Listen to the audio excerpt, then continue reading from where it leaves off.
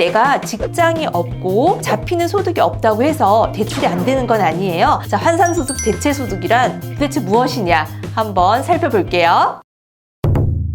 여러분 안녕하세요. 월세모닝콜 세연쌤입니다. 반갑습니다. 오늘은 여러분들과 함께요. 이 대출 규제 완화가 된 내용에 대해서 함께 공부해 보도록 할 겁니다. 3월 2일부터 이미 실행이 되고 있는데요. 우리 부동산 초보자 경린이들, 사랑하는 소액님들을 위해서요. 좀 더 정확하게 이 영상 하나만으로도 모든 대출에 대한 내용들을 좀 이해할 수 있도록 제가 오늘 여러분들과 함께 공부해 볼까 합니다. 먼저 이 대출 규제 완화에 대한 내용들은 어디에서 찾아볼 수 있는지 그것부터 한번 배워보도록 할게요. 대출, 돈에 대한 내용이기 때문에 금융위원회라고 하는 홈페이지에 들어오셔가지고요. 여기서 열린 마당에 보도자료를 클릭하시면 됩니다. 그러면 보도자료 내용들이 밑에 이렇게 뜨는데요. 많은 내용들이 있고 이미 지나간 내용이죠. 그렇기 때문에 여기 검색어에다가 대출 이렇게 내가 검색하고 싶은 단어를 입력하시고요. 3월 2일부터 우리가 시행이 됐기 때문에 여기 있네요. 은행업 감독 규정에서 나와 있는 내용이 있습니다. 보도자료 밑에 보면은 첨부 파일로 해서요. PDF 파일로 다운로드 받으실 수가 있거든요. 그러면 이렇게 보도자료를 직접 확인하실 수가 있습니다. 어렵지 않으시죠? 그리고 보도자료의 내용을 우리가 살펴보면서 공부하기 전에요. 보도자료 내용 안에는 계속적으로 나오는 단어들이 있어요. LTV, DSR, DTI 이런 내용들이 나오는데 또 이 단어들이 어떤 내용인지를 몰라서 또 이해가 안 되시는 분들이 계시거든요. 그것부터 차근차근 이 세연쌤과 함께 시작해 볼게요. 네, LTV라고 하는 거는요. 담보 인정 비율입니다. 말 그대로 담보로 설정된 이 주택 가격 대비 인정받을 수 있는 대출의 비율이에요. 이 주택에 대해서 인정받을 수 있는 대출의 비율이다 이렇게 생각하시면 됩니다. 다른 거는 섞여 있질 않아요. 그래서 LTV 60%, 뭐 LTV 70% 이런 얘기 들어보셨을 거예요. 만약에 우리가 낙찰을 1억에 받았어요.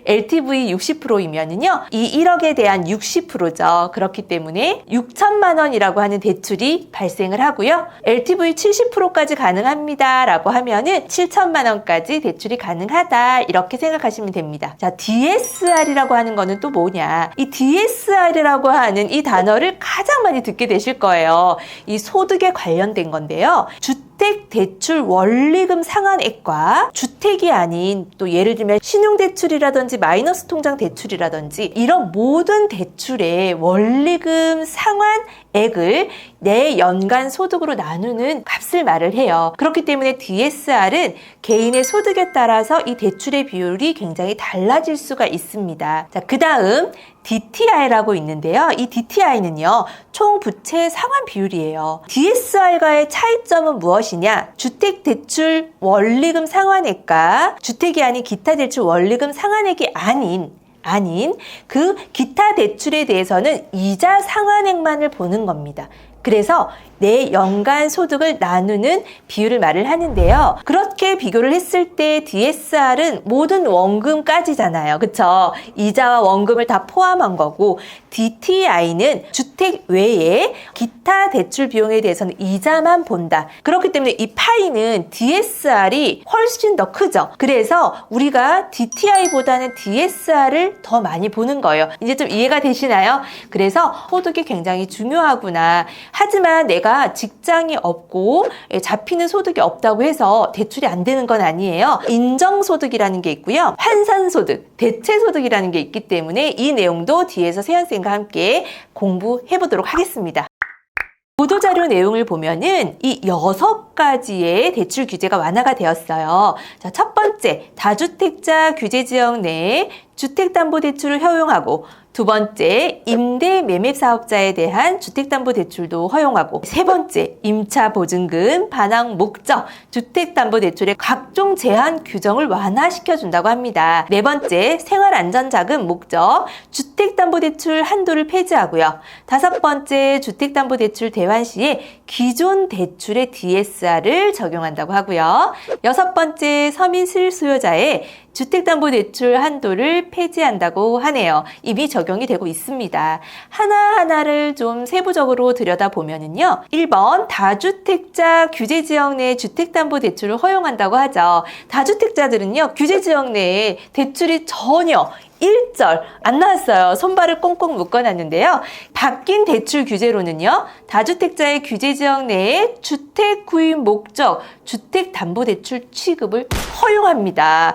자, 규제지역에서는요. 0%였던 것이 LTV 30%까지 올려줬고요. 비규제지역에서는 LTV 60% 종전과 동일하죠. 이렇게 해서 규제지역까지도 접근이 가능하다. 하지만 좀 현금이 많아야겠죠. 우리 사랑하는 소액님들은 조금 힘들 수 있어요.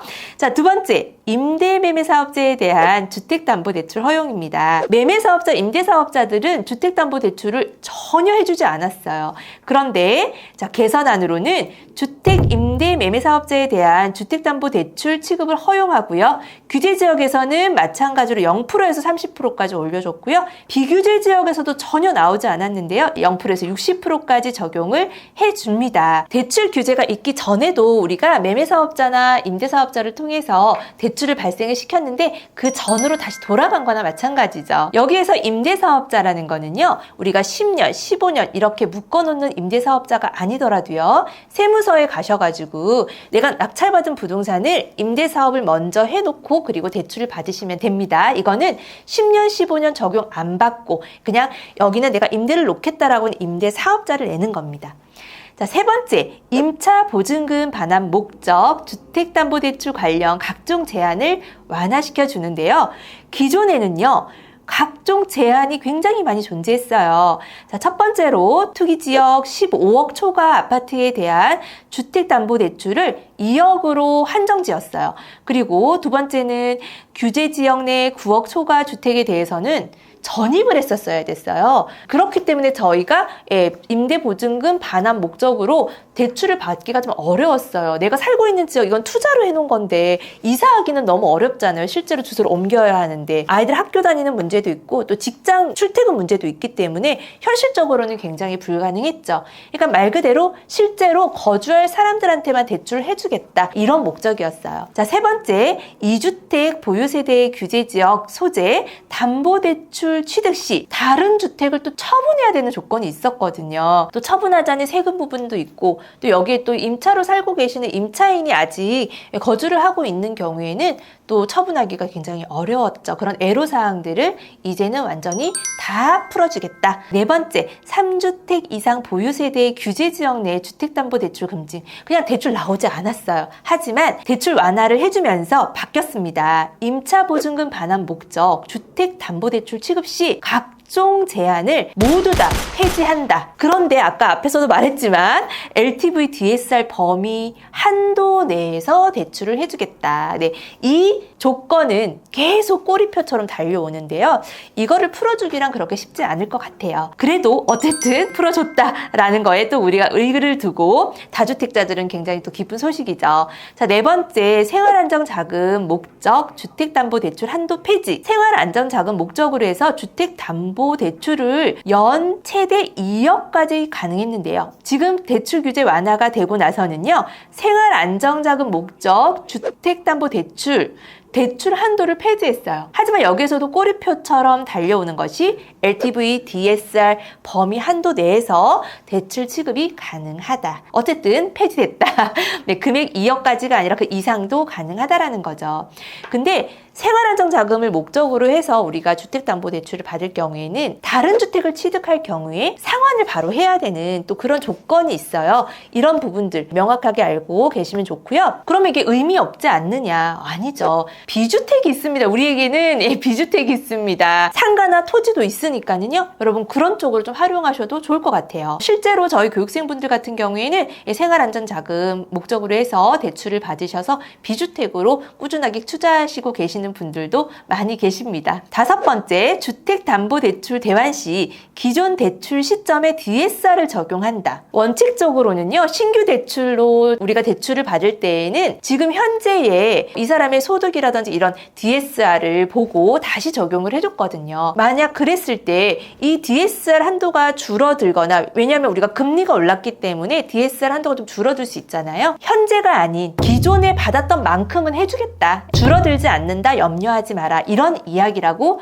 보시면 됩니다. 이거는 꾸준하게 해주는 건 아니고요. 1년 동안만. 그래서 대환대출 하시는 분들은 1년 안에 빠르게 하시는 게 좋겠죠. 자, 6번째, 서민. 실수요자의 주택담보대출도 한도를 폐지했습니다. 서민 실수요자의 경우에 규제 지역 내 주택 구입 목적 주택담보대출 취급 시에는 최대 6억 원까지만 대출이 가능했어요. 맞죠? 자, 그리고 부부 합산 연소득 9천만 원 이하여야 하고 무주택자 세대주여야 하고 투기지역 주택가격 9억 원 이하여야 합니다. 이 요건들을 모두 충족하는 경우에 이렇게 6억까지 대출이 가능했는데요. 자, 개선되었죠. 서민 실소유자의 규제지역 내에 주택구입 목적 주택담보대출 한도 6억을 폐지하고요. 또 꼬리표처럼 달려옵니다. LTV DSR 범위 한도 내에서 대출을 취급하겠다. 예, 그리고 서민 실수요자의 요건은 현행과 동일합니다. 서민 실수요자의 요건, 요 별표 있잖아요. 요거는 동일하다고 하네요. 이렇게 해서 6가지 대출 규제 완화가 되었는데요.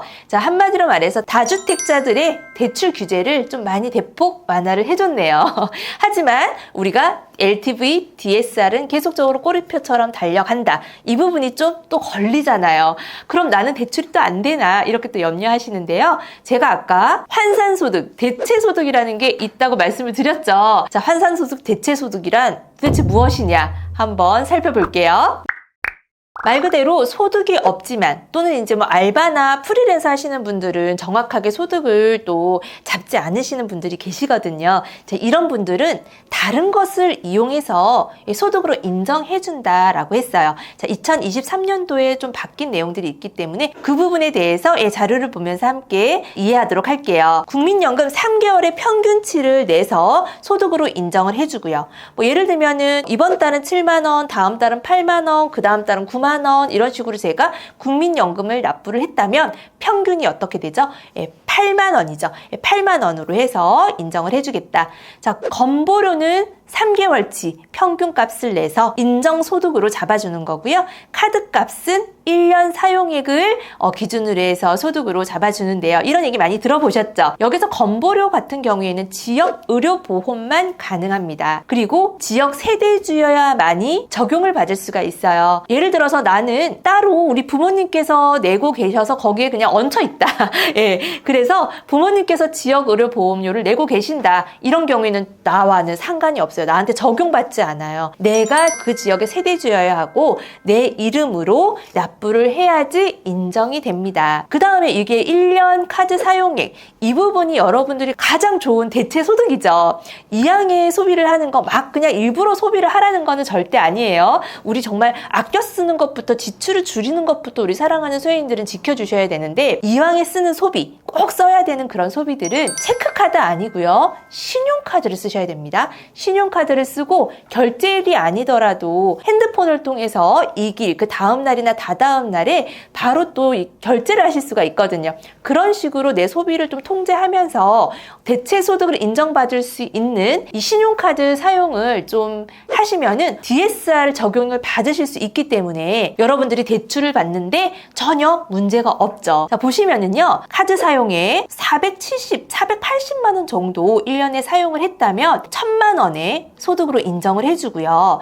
내가 만약에 한 1,200만 원 정도 썼다. 한 달에 100만 원 정도씩 꾸준하게 신용카드를 썼다면 2,500만 원 정도의 소득으로 인정을 해줍니다. 쭉 내려오면 2,400만 원 정도를 사용을 했다면 소득 인정은 5천만 원까지 이렇게 해주고 있어요. 그래서 여러분들이 이 세 가지 중에서 어떤 것을 내가 좀 잘 할 수 있는지, 사실 국민연금 같은 경우에는 납부를 하면 나중에 나한테 혜택이 되는 거잖아요. 그래서 저도 예전에 4대 보험을 적용받지 못한 그런 때가 있었거든요. 그때 저는 이 국민연금을 계속 납부를 했었습니다. 1년 동안은. 그게 또 소득으로 인정이 되더라고요. 내가 투자를 하고 돈을 벌고 싶고 부자가 되고 싶은데 뭔가 내가 이렇게 국민연금이나 건강보험료 또는 카드 사용도 전혀 하지 않아. 이렇게 아무것도 나의 흔적을 남겨놓지 않아요. 내가 이런 이자나 원금을 상환할 수 있는 능력을, 이렇게 흔적을 남겨놔야 되는데 이 자본주의 국가에서 이런 게 하나도 없다면 어떤 걸 가지고 인정을 해줄까요? 나는 정말 법 없이도 살 수 있다. 아무리 내가 호소하더라도 이런 자료와 증빙이 없으면 불가능합니다. 우리가 또 수익을 내면 그 수익 수익에 따른 소득세라든지 양도세라든지 이런 세금을 내잖아요. 항상 내가 버는 것 안에서는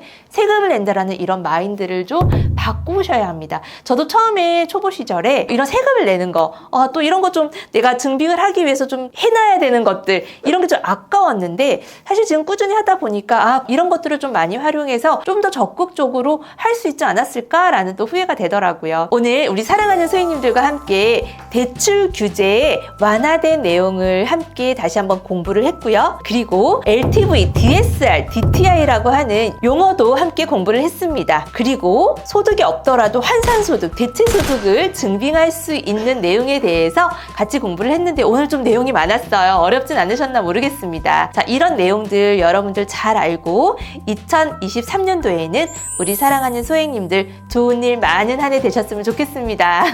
네, 오늘 그럼 저는 여기서 인사드리겠습니다. 네, 모두 함께 힘차게 화이팅 한번 외칠게요. 자, 하나, 둘, 셋, 화이팅! 안녕!